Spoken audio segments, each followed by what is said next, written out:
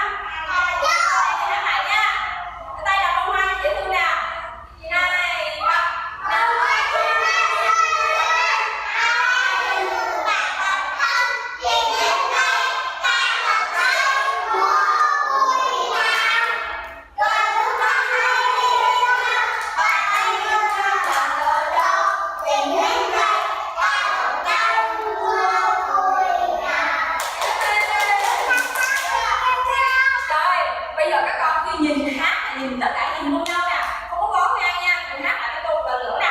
Tay đâu? Hát cho thật là đẹp này nha. Tay nè.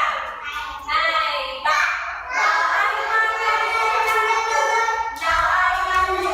Luôn. Thì luôn.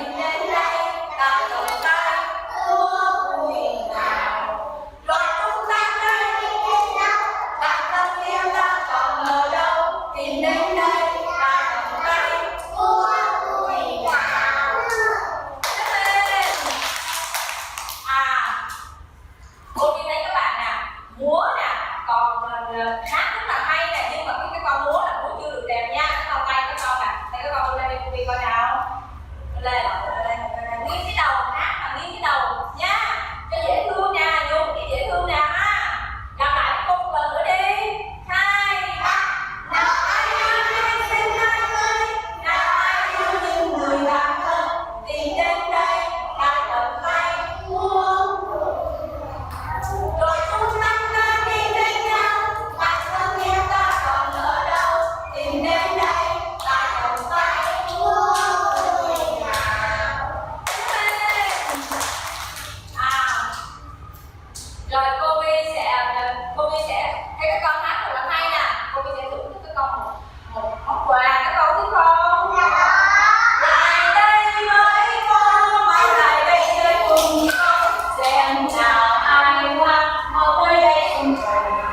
Lại đây với cô, con cùng mua con cùng hát như bầy chim non chưa biết đầu cần thơ. Hãy xuống không?